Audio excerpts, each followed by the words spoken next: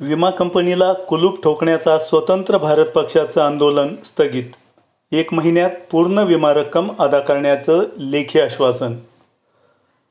अहमदनगर जिल्ह्यातील शेतकऱ्यांना पीक विमा रक्कम न मिळाल्यामुळे ओरिएंटल इन्शुरन्स कंपनीच्या कार्यालयाला कुलूप ठोकण्यासाठी आलेल्या शेतकऱ्यांना लेखी आश्वासन दिल्यानंतर हे आंदोलन मागे घेण्यात आलं.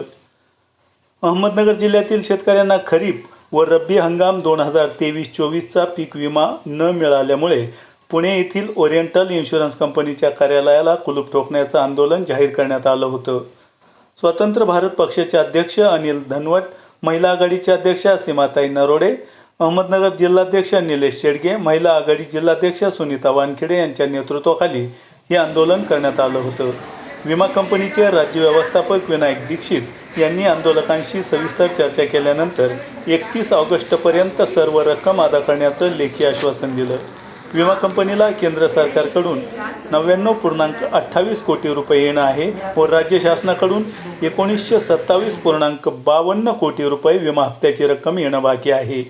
ती 3 आठवड्यात मिळेल अशी खात्री असल्यामुळे 31 ऑगस्टपर्यंत सर्व रक्कम अदा होईल असं आश्वासन विनायक दीक्षित यांनी दिलं आहे.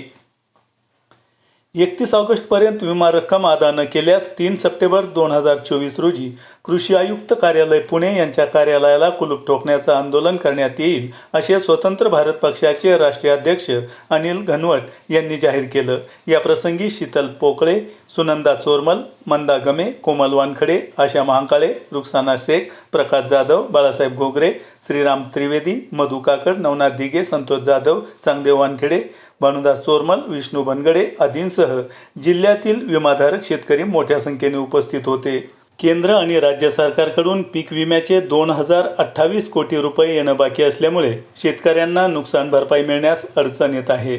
सरकारनं त्वरित हे पैसे विमा कंपनीकडे जमा करावेत म्हणजे शेतकऱ्यांना नुकसान भरपाई मिळण्याचा मार्ग मोकळा होईल. नगर जिल्ह्यातील सर्व आमदार, खासदार, जिल्ह्याचे पालकमंत्री राधाकृष्ण विखे पाटील यांनी 2028 कोटी रुपये विमा कंपनीला जमा करण्यासाठी आधी सरकारकडे प्रयत्न करावे. मगच जिल्ह्यातील सर्व आमदार, खासदार, पालकमंत्री यांनी शेतकऱ्यांना विमा नुकसान भरपाईची माहिती मिळाल्याची पेपरबाजी, जाहिरातबाजी करावी अशी मागणी जिल्ह्यातील विमाधारक शेतकऱ्यांनी केली आहे.